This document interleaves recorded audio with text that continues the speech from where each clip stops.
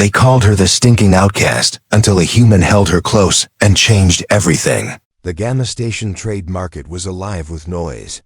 Merchants shouted prices, buyers argued for better deals, and the smell of cooked alien food floated in the air. Shiny metal stalls lined the wide walkway, filled with colorful fabrics, tools, and strange creatures for sale. But in one corner, there was silence. People walked around it, avoiding the space like it was cursed. No merchant set up a stall there, no customer stood close. In that empty spot sat a small figure, a girl. She was thin, almost fragile. Her clothes were torn, covered in dirt, and wrapped tightly around her like a shield. Her hair hung in tangled ropes over her face. And the smell. The smell was so strong that even the thick station air could not hide it. It was sharp, bitter, and rotten all at once. The kind of smell that made you want to cover your nose and walk faster. People passing by whispered to each other. "That's the cursed one," a man muttered to his friend. "Don't go near her," a woman warned her child.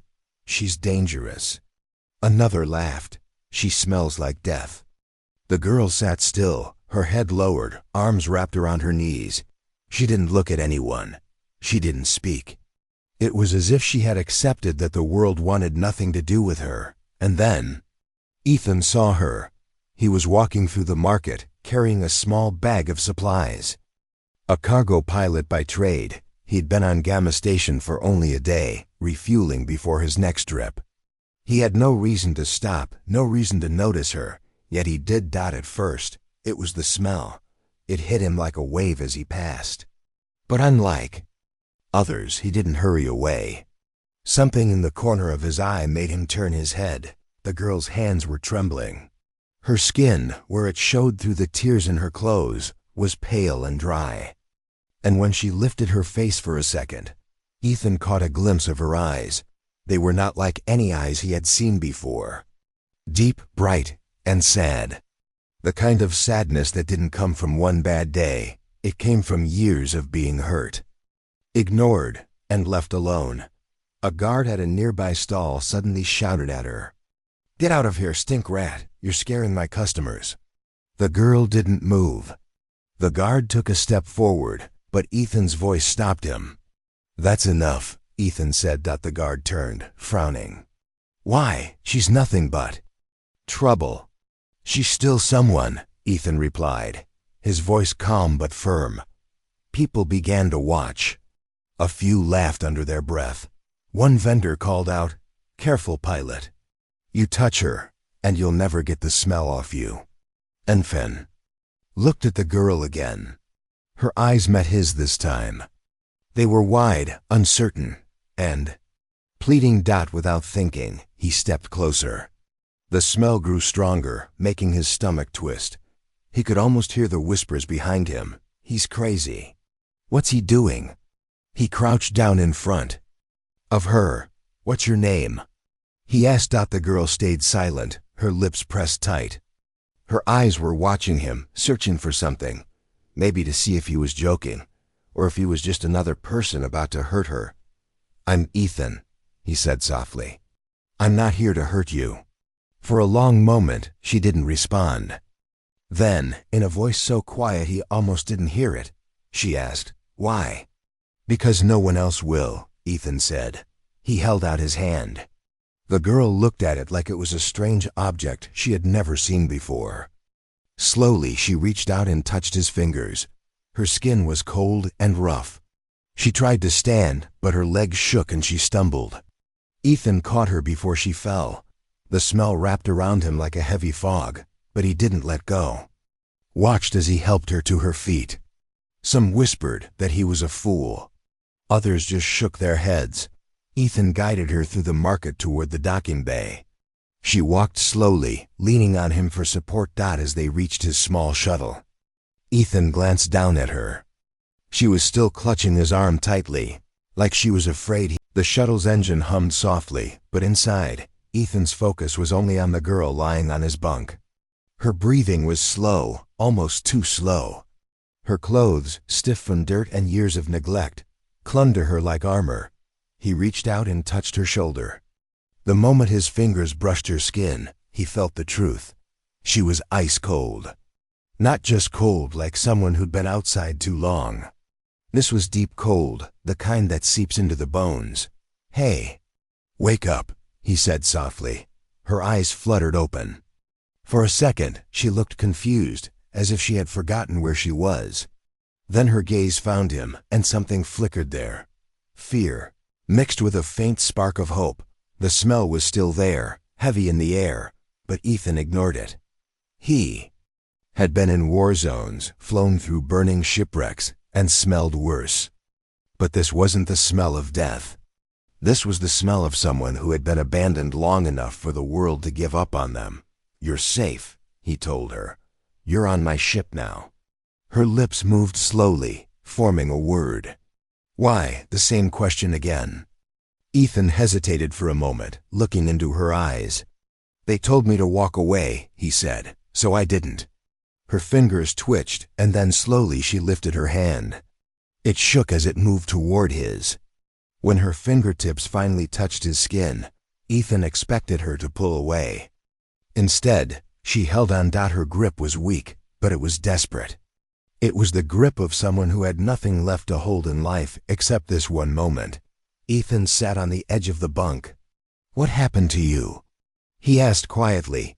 She looked away, her tangled hair falling over her face. For a long time she said nothing. Then, in a whisper, she replied, "I was taken." His jaw tightened. "By who?" She didn't answer. Instead, her eyes darted toward the corner of the room, like she expected someone to be listening. Ethan followed her gaze, scanning the shadows. Nothing, but her fear was real. And fear like that doesn't come without reason. He reached into the small storage compartment beside the bunk and pulled out a clean blanket. As he wrapped it around her shoulders, she flinched at first, then relaxed. It was as if the warmth was foreign to her body, but she was willing to try it. "You need food," Ethan said. She shook her head quickly, panic in her eyes. "No, not yet." Not until she stopped herself, biting her lip. "Until what?" Her gaze met his again. "Until I'm clean," Ethan blinked. For a moment, he thought she was talking about the smell. But then he realized she didn't mean clean in the way people thought. She meant free. Free from whatever filth, shame, or chains had been put on her. He stood and walked to the small washroom at the back of the shuttle. "I've got hot water. It's not much, but it's better than this." She stared at him like he had just offered her something impossible. "Hot water?" she repeated slowly, as if testing the words. "Yes," he said. "Come on, you'll feel better." She hesitated. Her fingers gripped the edge of the blanket tightly. And for a moment, Ethan thought she might refuse. But then she took a shaky breath, nodded once, and tried to stand. Her knees buckled again, and Ethan caught her before she could fall. This time, she didn't resist when he supported her. She leaned into him, trusting his strength to keep her upright. The washroom door slid open, steam curling out from the hot water he had already started. The girl froze in the doorway, staring at the rising mist. Her voice was barely a whisper. "It's been so long." Ethan didn't push her. He just waited, letting her take the first step inside. Finally, she moved. One step, then another. She stopped in front of the small shower stall, her eyes wide, her breath unsteady. And for the first time, the washroom filled with soft clouds of steam, wrapping the small space in warmth. The hiss of running water was the only sound, but to her, it was like music from another world. She stood just inside the stall, the blanket now folded on a small bench. Her bare feet pressed against the metal floor, and for a moment, she didn't move, afraid that if she stepped forward, the dream would end. Ethan stood just outside the door, giving her space. "I'll be right here," he said. "If you feel dizzy, call me." She gave a small nod.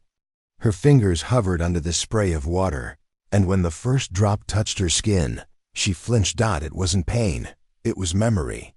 She had forgotten how warmth felt. forgotten the way water could run like silk over the skin, carrying away the weight of years. Slowly, she stepped fully under the stream.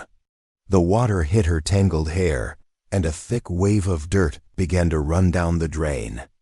The smell, sharp and heavy before, started to fade. Ethan couldn't see her fully from where he stood, but he saw the change in the air. The steam carried a different scent now, something lighter, softer. Inside the stall, she closed her eyes and let the water flow over her face. Her breathing slowed, her shoulders lowered, as if each drop was washing away not just grime, but fear. She reached for the soap, its faint citrus smell foreign yet comforting.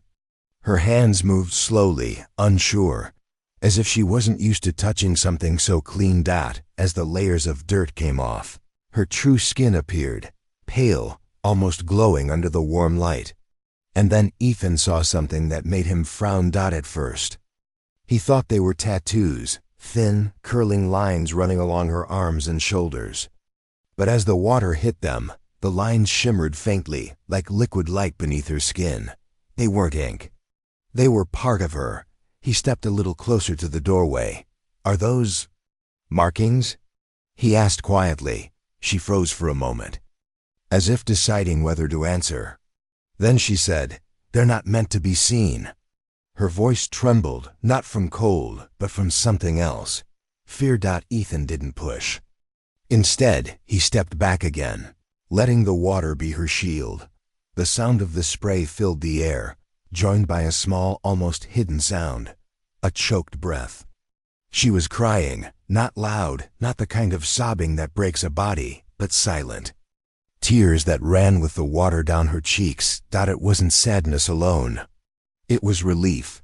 When she finally spoke again, her voice was softer than before. "It's warm," she whispered. Ethan closed his eyes for a second. How long had she been living in cold filth for warm water to feel like a miracle? Then it happened. The glowing patterns on her arms began to brighten. Not a flicker, not a spark. They pulsed like a heartbeat, sending faint ripples of light along her skin. And in that exact moment, the shuttle's lights flickered. Ethan's eyes widened. The control panels outside the washroom gave a soft, warning beep, a brief power dip. Then the lights steadied again. Inside the stall, she didn't seem to notice. Or maybe she did, but she was pretending not to. She turned her face into the stream, letting the last of the dirt swirl away.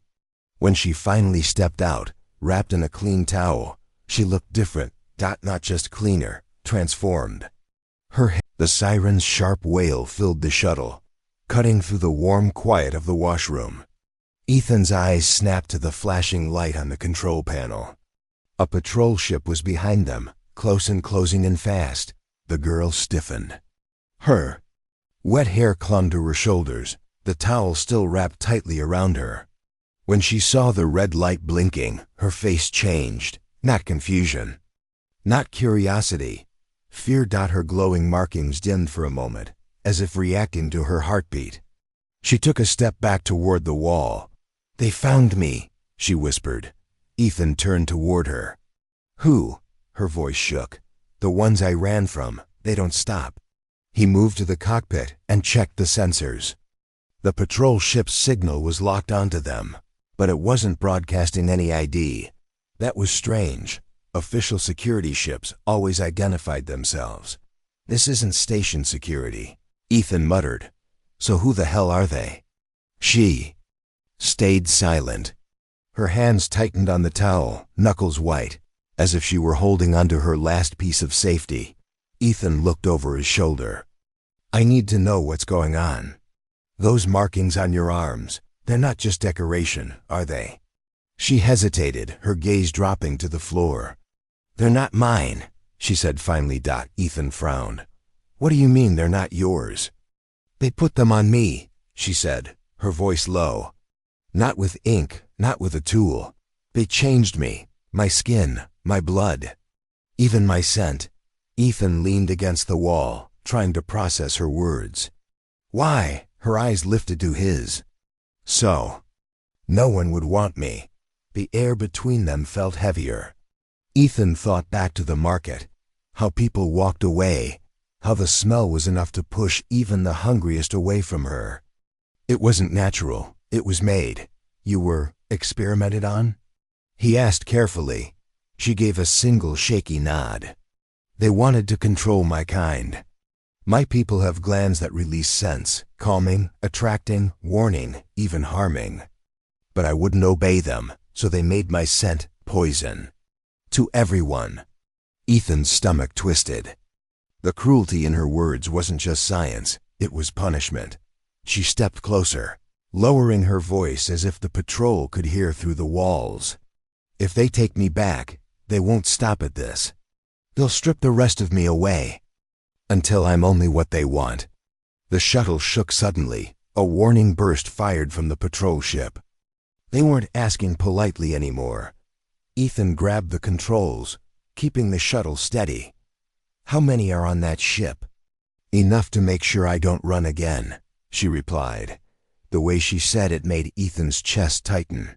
She wasn't. Just scared of them. She was certain they would win if they caught her. The patrol ship sent another burst, closer this time. Through the cockpit window, Ethan could see it now, sleek, dark, no official markings. A hunter's ship. They're not here for me, he said, glancing at her. They're here for you. Her eyes didn't leave the window. They'll follow until they have me, no matter how far we run. Ethan's hands gripped the controls. The hunter ship's shadow grew larger in the viewport, its dark hull swallowing the stars behind it. Ethan's fingers tightened on the controls. The hum of the shuttle's engines deepened as he pushed them to their limit. The girl clung to the back of his seat, her glowing markings dim now, her breathing uneven. She had used too much strength already, but her eyes were locked on the threat behind them. They're gaining, she said, her voice steady despite the fear in it. Ethan glanced at the scanner. She was right. The hunter ship was built for speed, and his shuttle was a cargo hauler, not a racer. They couldn't win in a straight run. Then we stopped running straight, he muttered. He yanked the controls hard to the left. The shuttle dove into the asteroid belt ahead, a swirling sea of rock and shadow. Massive stones, some the size of small moons, tumbled through space, their surfaces scarred by centuries of collisions. The girl gripped the seat tighter. You'll kill us in there, Ethan's jaw set. They'll kill us out here. The first asteroid loomed close enough for its cratered surface to fill the window. Ethan skimmed along its side, the shuttle's hull groaning under the stress. The hunter ship followed, its larger size forcing it to move slower between the floating giants. A narrow tunnel of space opened ahead, just wide enough for Ethan's ship. Hold on, he said, his voice calm but his pulse racing. The shuttle slid through the gap, scraping so close that sparks lit up the windows. Behind them, the hunter ship tried to follow, but one of its wings clipped an asteroid. Metal tore. With a soundless flash, slowing it down, they're hit. The girl said, not enough. Ethan replied. The scanner beeped again. The hunter ship was still moving, still tracking them. A burst of laser fire lit up the belt, the blast smashing into nearby rocks. Chunks of debris spun wildly, some slamming into Ethan's shields with bone-rattling THUDS. One piece, the size of a shuttle nose, came straight at them. Ethan swerved hard, the gravity stabilizers whining in protest. The girl was thrown against his shoulder, and he caught her with one arm before she fell. You all right? He asked. She nodded quickly, though her hands were shaking.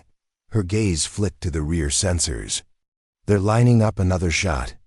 Ethan scanned the belt ahead and spotted something, a cluster of thin, needle-like asteroids spinning in a tight spiral. A dangerous place to be, but perfect if you wanted to disappear. I'm going to lose them, he said. You can't outrun them forever, she warned. I'm not outrunning them, Ethan said, a small grin forming. I'm making them chase a ghost. He dove straight toward the spinning cluster. The rocks blurred past so close they seemed to scrape the shuttle's paint. The hunter ship hesitated, its pilot unsure whether to risk following. "Now," Ethan said, glancing at her. "Can you hide?" "US?" Her brow furrowed. "Hide you? Like you made them miss. But this time, make them think we're not even here." She hesitated, then placed both hands on the console beside him. Her markings began to glow again, brighter this time, spreading up her neck and across her shoulders. The air felt thicker, charged, and Ethan's skin prickled on the scanner. Their ship's signal began to fade, like it was melting into the static of space. The hunter ship fired one last volley into the cluster, but it hit only empty rock. Its sensors swept the area, then slowly turned away, believing they were gone. The asteroid field was quiet now, no flashing weapons. No hunter ship in sight. Only the slow spin of massive rocks drifting through the darkness, their shadows sliding across the shuttle's hull. Ethan guided the ship toward one of the largest asteroids, a jagged giant with a deep scar running along its side. As they drew closer, he noticed a narrow opening, almost invisible unless you were looking for it. "Hold on," he told her, easing the shuttle forward. The entrance was tight, but he managed to slip inside. The darkness swallowed them whole. Ethan switched the shuttle to low power, letting only a faint blue glow from the control panels light the cabin. They were in a hollow cave, carved by centuries of space collisions. Stalactite-like spikes of frozen minerals hung from the ceiling, and the floor glittered faintly with crystal dust. It was the perfect place to disappear. Ethan cut the engines. The sudden silence felt heavy, like the asteroid itself was holding its breath. The girl sat across from him, wrapped in the shirt and blanket he'd given her. Her eyes scanned the cave walls, but she didn't look relieved. She looked tired. "They'll find me again," she said quietly. "Not soon," Ethan replied. "This place isn't on any map. We're safe for now." She didn't answer. Instead, she pulled the blanket tighter around herself, as if bracing against a cold only she could feel. Ethan leaned back in his seat. "Why are they chasing you so hard? You're not just some runaway." Her gaze stayed on the floor. For a long moment, it seemed like she wouldn't speak. But then she drew a slow breath and began. "My people, we were never soldiers. We never built weapons. We didn't need to." Her voice was soft, almost rhythmic, as if she was reciting something she'd been told long ago. "We had something else, a gift. Our bodies could produce scents that carried feelings. A scent could calm anger, or make someone trust you, or make them stop fighting." Ethan frowned slightly, remembering the market. "Like mind control?" She shook her head. "No, we can't make someone do something they would never do, but we can guide the heart." Her eyes darkened. "That's why they wanted us. They thought they could use us as living weapons. But we refused to serve in their wars, so they began taking us, one by one." She pulled the blanket aside, revealing the faintly glowing markings on her skin. "These weren't meant for beauty. They burned them into my flesh to twist my gift. Now my scent makes others avoid me, fear me, hate me. They wanted me alone, with no one to help." Ethan's hands tightened into fists on his knees. "That's why the market kept their distance." She gave a bitter smile. "It worked. I was the one no one would touch, no one, except you." For a moment, the only sound was the soft hum of the ship's power systems. Then she looked up at him, her voice almost breaking. "When you gave me water, when you touched me. You know how long it's been since anyone did that without fear or disgust." Ethan didn't answer. The faint red blip on the scanner grew brighter. Closer. Ethan's hands moved fast across the controls, powering up the engines in silence. The girl stood behind him, barefoot on the cold floor, her markings glowing faintly like restless fireflies. Under her skin, a shadow passed across the cave wall, the shape of another ship drifting outside. A moment later, the sound came, the deep thump of landing struts on rock. "They're here," she whispered. Ethan reached under his seat and pulled out a compact blaster. It wasn't much against an armed patrol, but it was better than nothing. "Stay behind me," he said. Her head shook slowly. "No, you won't win if I hide." Before he could answer, the first beam of light cut through the cave entrance. Voices echoed, sharp, commanding. Boots hit the ground in perfect rhythm, the sound bouncing off the crystal walls. 5 figures stepped into the glow of the shuttle's faint lights. Their armor was black and segmented, their helmets hiding their faces. Weapons up, moving like predators. "Step away from the cargo," the lead one ordered, his voice cold through the helmet's filter. "She's not cargo," Ethan said, his voice like steel. The soldier didn't argue. He just raised his weapon. That was enough for Ethan. He fired first. The shot hit the soldier's shoulder plate, forcing him back but not stopping him. Another soldier fired in return, the blast scorching the shuttle's hull inches from Ethan's head. The girl didn't move at first. She stood still, watching, her breath quick and shallow. Then she whispered, almost to herself, "I can end this." Ethan caught her arm. "No, you said it would. It will hurt," she interrupted, "but it will save us." Before he could stop her, she stepped into the open. Her eyes locked on the soldiers, her markings flaring brighter than ever, lines of light racing up her arms, her neck, her cheeks. She took one deep breath. Then she released it. The air in the cave shifted instantly. A scent rolled out, invisible but powerful, like the rush of warm rain after a long drought, mixed with something older, deeper, a pull on the heart, on the will. The soldiers froze mid-step. Their weapons lowered slightly, confusion flickering. In their movements, one stumbled back, his knees trembling. Another dropped his blaster entirely, his hands shaking as if something inside him had just broken. Ethan felt it too. Not as control, but as a wave of calm and fierce protectiveness, flooding his chest.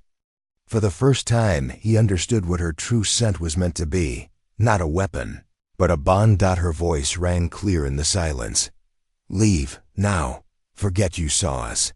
The soldiers hesitated, and then, one by one, they obeyed. No argument. No fight. They turned, walking back toward the mouth of the cave like men waking from a heavy dream. The glow in her markings began to fade, and so did her strength. She swayed, her legs giving out, and Ethan caught her before she fell. Her head rested against his chest, her breathing shallow. "You believed me," she whispered. "I'd believe you again," he said. Outside, the enemy ship's engines roared as it lifted off, shrinking into the distance until there was only silence again. Ethan carried her back into the shuttle, laying her gently on the bunk. The smell of her true scent still lingered in the air, soft, warm, nothing like the bitter curse they had forced on her before. When her eyes opened again, she gave him the smallest smile. "I think,"